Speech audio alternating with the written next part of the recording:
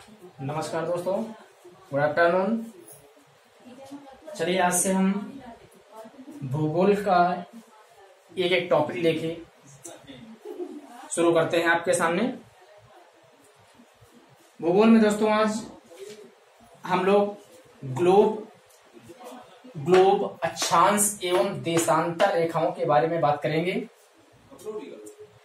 दोस्तों बात करेंगे ग्लोब अक्षांश एवं देशांतर रेखाएं क्या हैं, ग्लोब क्या है और अक्षांश एवं देशांतर रेखाएं क्या हैं। दोस्तों आज इनके विषय में हम बात करेंगे। तो पहले देखते हैं दोस्तों कि ग्लोब क्या है। तो ग्लोब दोस्तों के बारे में अगर बोला जाए तो ग्लोब पृथ्वी का एक काल्पनिक नमूना है। ग्लोब पृथ्वी का एक काल्पनिक नमूना है। इसमें दो प्रकार की दोस्तों रेखाएं पाई जाती हैं। इस पूरे को ग्लोब बोलते हैं दोस्तों। इसमें दो प्रकार की रेखाएं पाई जाती हैं। वो रेखाएं हैं आपकी अक्षांश रेखाएं और देशांतर रेखाएं। आज दोस्तों हम अक्षांश रेखाओं और देशांतर रेखाओं के विषय में बात करने जा रहे हैं दोस्तों। तो ग्लोब आपको समझ में आ गया कि ग्लोब एक पृथ्वी का ही काल्पनिक नमूना है जिसे हमने काल्पनिक मान लिया है। इसमें दो प्रकार की रेखाएं अक्षांश और देशांतर रेखाएं खींची जाती हैं दोस्तों। देखिए दोस्तों, हमारी पृथ्वी को दो भागों में विषुवत रेखा बांटती है दोस्तों। बात की जाए कि विषुवत रेखा 0 डिग्री सेल्सियस पर होती है, 0 डिग्री पर होती है और ये विषुवत रेखा इसे भूमध्य रेखा बोलते हैं दोस्तों। ये विषुवत रेखा या भूमध्य रेखा हमारी पृथ्वी को दो भागों में बांटती है दोस्तों। ऊपर के भाग को उत्तरी गोलार्ध बोलते हैं, उत्तरी गोलार्ध, और दोस्तों नीचे के भाग को बोलते हैं दक्षिणी गोलार्ध।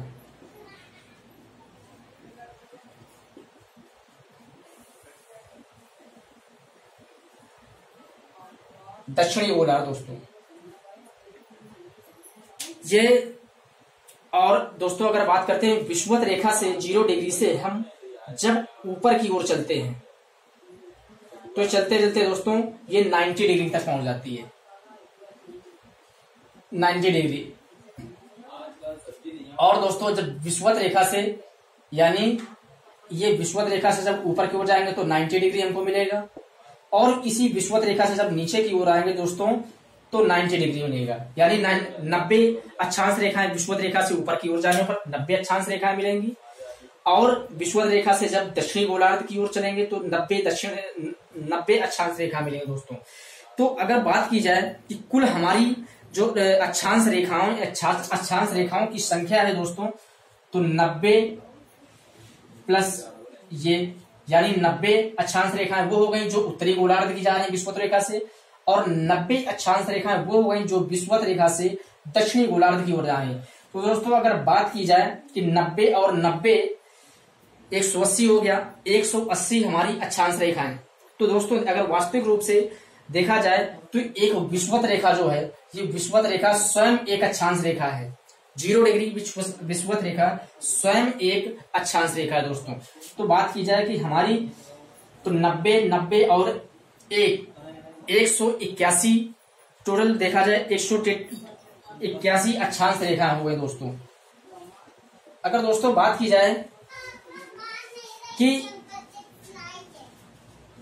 ये जो दोस्तों विषुवत रेखा से जब ऊपर की ओर जाते हैं तो ये 90 डिग्री पर बनती है। इस विषुवत रेखा से जब 90 डिग्री दक्षिणी गोलार्ध की ओर जाते हैं तो ये यहाँ पर 90 डिग्री बनता है, यानी 0 अक्षांश। ये 0 अक्षांश यहाँ पे है। जब उत्तरी गोलार्ध में जाएंगे तो पहुंच जाएंगे तो 0 अक्षांश वहां बनेगा, तो 0 अक्षांश बिंदु है। ये अक्षांश रेखा नहीं है दोस्तों। जो 90 डिग्री पर पहुंच रही है वो अक्षांश रेखा नहीं है, वो अक्षांश बिंदु है। तो एक अक्षांश बिंदु नॉर्थ में हो गया उत्तरी गोलार्ध में, यानी एक अक्षांश बिंदु दक्षिणी गोलार्ध में हो गया दोस्तों। इस तरीके से अगर दो और घट जाएंगे तो दोस्तों कुल हमारी 179 अक्षांश रेखाएं हैं। हमारी 179 अक्षांश रेखाएं हैं दोस्तों अगर बात की जाए। अब दोस्तों बात की जाए कि इन अक्षांश रेखाओं, दो अक्षांश रेखाओं के बीच यानी दो अक्षांश रेखाओं के बीच की दूरी कितनी होती है, तो दो अक्षांश रेखाओं के बीच की दूरी दोस्तों 111 किलोमीटर होती है। अप्रोक्सीमेट दो अक्षांश रेखाओं के बीच की दूरी 111 किलोमीटर होती है दोस्तों। इसके बाद देखा जाए कि इन अक्षांश रेखाओं का हमारे लिए क्या उपयोग है, तो ये अक्षांश रेखाएं पृथ्वी के ताप का निर्धारण, जलवायु का निर्धारण करती हैं। पृथ्वी के प्रत्येक स्थान के टेम्परेचर का और पृथ्वी के प्रत्येक स्थान की जलवायु का निर्धारण ये अक्षांश रेखाएं करती हैं। इन्हीं अक्षांश रेखाओं के द्वारा टेम्परेचर, अलग अलग स्थानों का टेम्परेचर अलग अलग पता किया जाता है दोस्तों। इसके बाद दोस्तों बात की जाए कि ये अक्षांश रेखाएं हो गई, टोटल अक्षांश रेखाएं हमारी कितनी है कि 179। फिर समझ लीजिए कि 90 अक्षांश रेखाएं विषुवत रेखा से जब ऊपर की ओर जाते हैं उत्तरी गोलार्ध में, तो 90 ये हो गए दोस्तों। इसके बाद विषुवत रेखा से सब दक्षिणी गोलार्ध की ओर चलेंगे तो 90 ये हो गई। और एक जो विषुवत रेखा स्वयं एक अक्षांश रेखा है, एक ये दोस्तों, कुल मिलाकर 180 हो गई। अब वास्तविक रूप से दोस्तों देखा जाए तो विषुवत रेखा से जब 90 की ओर उत्तरी गोलार्ध के जाते हैं तो 90 डिग्री पर जब पहुंचता है, यानी यहाँ पर 0 डिग्री है दोस्तों, 0 डिग्री बाद 1 डिग्री, 2 डिग्री, 3 डिग्री, 4 डिग्री, इस तरीके से 89, 88 दोस्तों, इस तरीके, यानी जब पहुंचता है 90 तो वो स्वयं एक बिंदु हो जाता है। ये 90 पर पहुंचने पर एक बिंदु हो जाता है, ना कि एक अक्षांश रेखा। सेम दक्षिणी गोलार्ध में आते हैं, जब दक्षिणी गोलार्ध में बात करेंगे तो जब साउथ पोल की अच्छा बिंदु पर पहुंचेगी तो इसे अक्षांश बिंदु बोलते हैं, ना कि अक्षांश रेखा। तो 2 इस तरीके से और घट जाएगा, तो कुल अक्षांश रेखाओं की संख्या 179 होगी दोस्तों। इसके बाद बात की जाए देशांतर रेखाओं की संख्या। देशांतर रेखाएं क्या हैं, देशांतर रेखाओं के बारे में बात करने जा रहे हैं दोस्तों। तो देशांतर रेखाएं क्या होती हैं कि दो क्रमागत देशांतर रेखाएं दोस्तों क्या होती हैं, वो रेखाएं जो दोनों ध्रुवों को मिलाती हैं आपस में, यानी दोस्तों दोनों ध्रुवों को आपस में जो रेखाएं मिलाती हैं उन रेखाओं को हम देशांतर रेखा कहते हैं दोस्तों। यानी दोनों ध्रुवों, उत्तरी ध्रुव को दक्षिणी ध्रुव से और दक्षिणी ध्रुव से उत्तरी ध्रुव को मिलाने वाली रेखाएं देशांतर रेखाएं कहलाती हैं दोस्तों।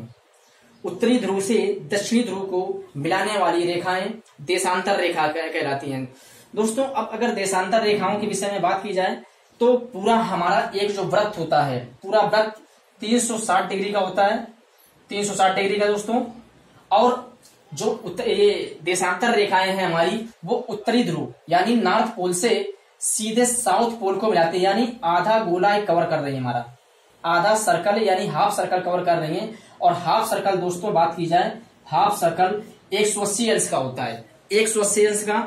तो यानी दोस्तों अब बात की जाए तो ये 180 पश्चिमी देशांतर, पश्चिमी देशांतर 180 कवर करता है दोस्तों, 180 से देशांतर रेखाएं। अगर बात की जाए दोस्तों, इधर की बात की जाए पूर्वी पूरब की ओर, तो ये इसे बोलते हैं पूर्वी देशांतर। पूर्वी देशांतर, पूर्वी देशांतर दोस्तों यानी आधा सर्कल कवर कर रहा तो 180 अंश का ये कवर करेगा। इस प्रकार से हमारी देशांतर रेखाओं की संख्या जो दोस्तों अगर बात की जाए कि देशांतर रेखाओं की संख्या, देशांतर रेखाओं की संख्या, तो दोस्तों क्या हो गया कि पश्चिमी देशांतर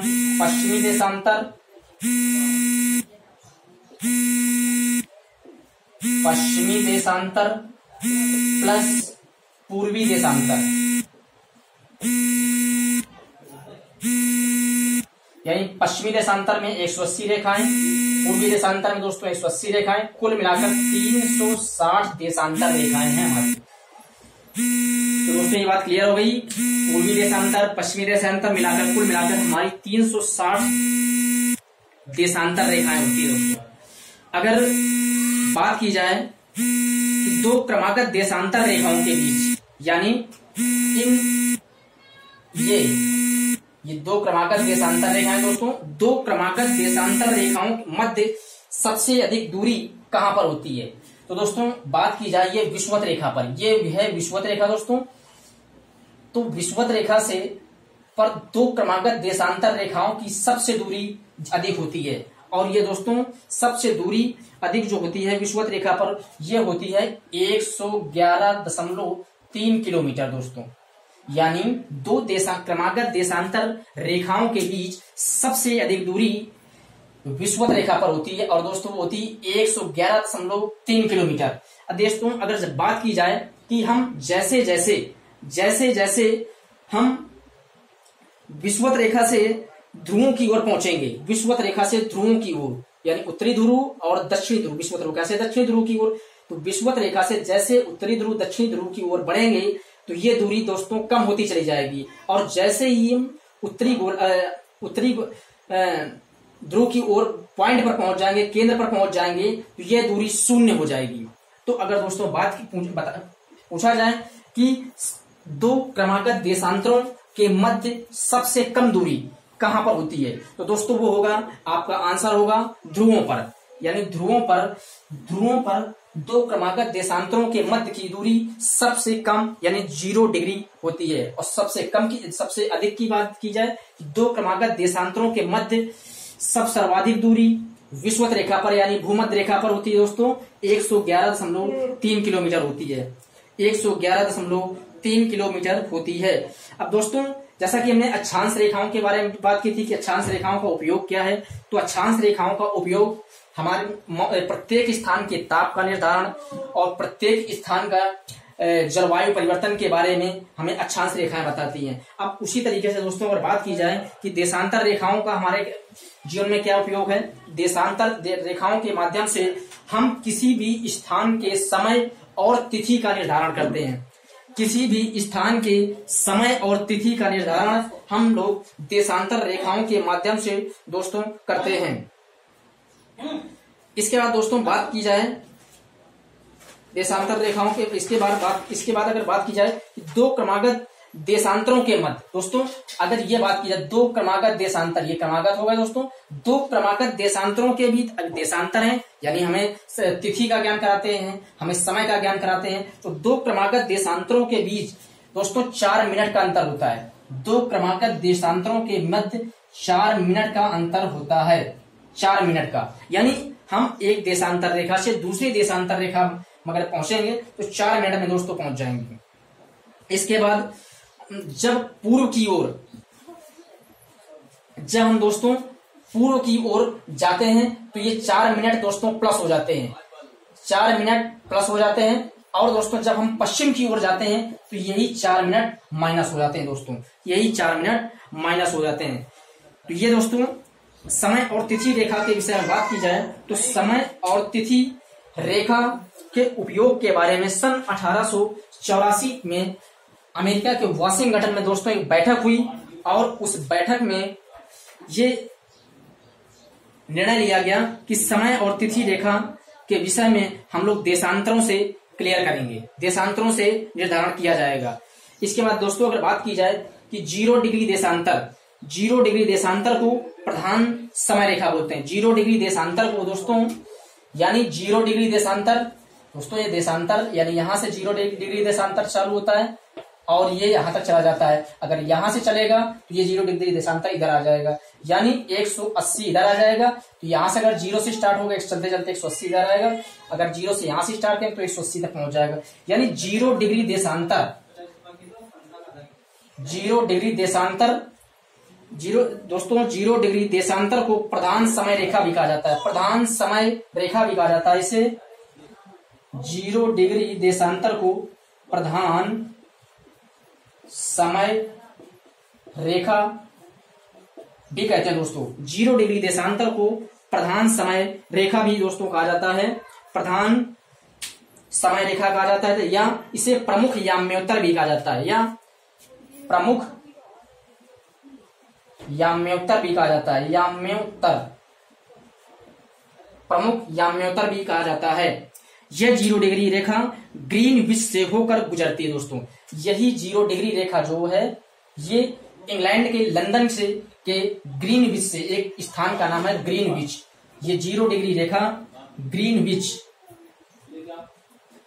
ये 0 डिग्री रेखा की अगर बात की जाए तो ये इंग्लैंड के ग्रीनविच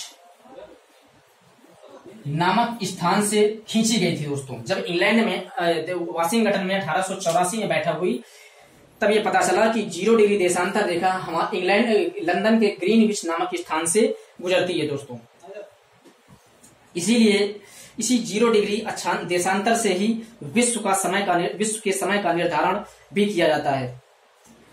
अगर दोस्तों अब बात की जाए, हमें भारत के विषय में बात की जाए कि भारत का प्रधान समय के विषय में बात की जाए दोस्तों,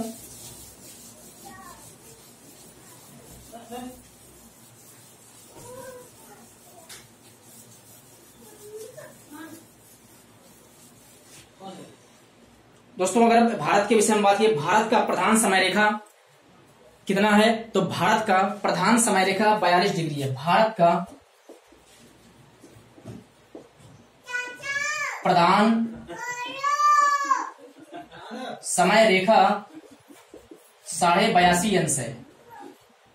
82.5 अंश भारत का प्रधान समय रेखा है। अगर दोस्तों बात की जाए कि लंदन के ग्रीनविच से भारत का समय कितना आगे है तो ये हमारा जो भारत का प्रधान समय रेखा है 82.5 देशांतर है। 82.5 देशांतर, आप इसे में आप 4 का मल्टीप्लाई कर दीजिए। क्यों 4 का मल्टीप्लाई दोस्तों? क्योंकि 2 क्रमागत देशांतरों के बीच 4 मिनट का अंतर होता है। 2 क्रमागत, तो इतने देशांतरों के बीच कितना होगा दोस्तों? तो इसको अगर गुणा करेंगे तो 5 घंटे 30 मिनट, 5 घंटे 30 मिनट आ जाएगा। कुल मिलाकर दोस्तों अगर इसको गुणा किया जाएगा तो 338 मिनट आ जाएगा। 338 मिनट, 338 मिनट दोस्तों। अगर समय निकाला जाए तो इसको हम 60 से दोस्तों भाग कर देंगे तो लगभग 5 घंटे 30 मिनट, 5 घंटे 30 मिनट, यानी ग्रीनविच के, लंदन के ग्रीनविच से हमारे भारत का समय 5.5 घंटे आगे है। यानी अगर लंदन में दोस्तों 6 बजा है तो यहां पर 11:30 बजा होगा। लंदन में अगर 11:30 बजा, 12 बजा होगा तो दोस्तों यहां पर 5:30 बजा होगा। यानी लंदन के ग्रीनविच से हमारे यहाँ का समय 5.5 घंटे आगे। तो आप किसी भी देशांतर का निकालना हो दोस्तों, किसी भी देशांतर का निकालना हो उसमें आप 4 का मल्टीप्लाई कर लीजिए। क्यों? क्योंकि 4 2 देशांतरों के मध्य का समय होता है, तो इसलिए गुणा कर देंगे। इसके बाद दोस्तों बात की जाए 0 डिग्री से बढ़ने पर, अब हम बात करने जा रहे हैं समय कैसे निकाला जाए, निर्धारण किया था दोस्तों। तो हम बात करेंगे 0 डिग्री से बढ़ने पर हर 15 डिग्री पर, जैसे जैसे 0 डिग्री से हम यहाँ बढ़ेंगे तो 0 डिग्री 1 2 3, जैसे दोस्तों यहाँ 15 डिग्री पर पहुंच जाएंगे, 0 डिग्री से वैसे ही 15 डिग्री पर पहुंच जाएंगे तो हमें 1 घंटे मिल जाएगा दोस्तों, 1 घंटे मिल जाएगा। और 0 डिग्री से 15 डिग्री पहुंच 1 घंटे मिल जाएगा। इस प्रकार कुल 24 घंटे दोस्तों, 24 घंटे होते हैं। इस प्रकार पूरे विश्व को 24 टाइम जोनों में बांटा गया, क्योंकि 24 एक दिन में कुल 24 घंटे होते हैं। और 0 से 15 तक पहुंचने में हम 0 से 15 तक पहुंचने में 1 घंटे का समय लेते हैं दोस्तों। पूरा 360 का होता है, तो 15 से अगर भाग कर देंगे तो 15 दूनी 30, 15 चौके 60, यानी 24 घंटे। एक दिन में 24 घंटे, यानी पूरे विश्व के टाइम जोन को 24 घंटे में बांटा गया है। 24 जोनों में, टाइम जोनों में बांटा गया है। पूरे विश्व के टाइम को 24 टाइम जोनों में दोस्तों बांटा गया है। अगर दोस्तों बात की जाए कि 180 को प्रधान तिथि रेखा कहा जाता है। अब 180 इधर से स्टार्ट करते हैं जब देशांतर को, कि 180 अंश को प्रधान तिथि रेखा क्यों। अब दोस्तों ये समय निकालने की बात हो गई। समय तो निकाल आएगा किसी भी स्थान का। आपको अगर देशांतर पता हो, देशांतर का मान पता हो, तो आप उस स्थान का समय निकाल सकते हैं दोस्तों। अगर बात की जाए कि 180 को प्रधान तिथि रेखा, 180 अंश को प्रधान तिथि रेखा कहते हैं। 180 अंश को प्रधान तिथि रेखा कहा जाता है। यदि कोई देश पूर्व में है तो वह 24, अगर कोई देश पूर्व में है तो वहां पर पूर्व में अगर कोई देश दोस्तों अगर इस पट्टी में है यानी यहां है, तो वहां अगर मान लीजिए 10 तारीख है, तो इधर दोस्तों पश्चिम की बात करेंगे तो वहां पर 9 तारीख ही होगी।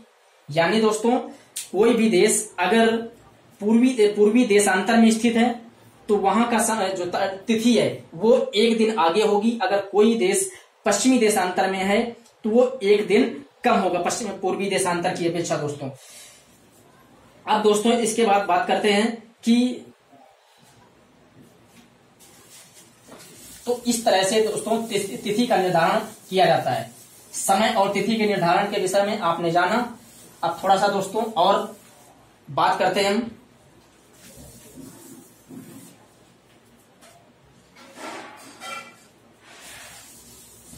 चलिए दोस्तों आज के लिए इतना ही टॉपिक, और इसी में अगला वीडियो जो होगा दोस्तों उसमें हम बात करेंगे कि विषुवत रेखा, कर्क रेखा, भूमध्य रेखा, मकर रेखा, आर्कटिक व्रत और अंटार्कटिक व्रत, ये रेखाएं किन किन देशों से होकर जाती हैं दोस्तों, क्योंकि इन रेखाओं से कई प्रश्न आपके परीक्षाओं में डायरेक्टली पूछे जाते हैं दोस्तों।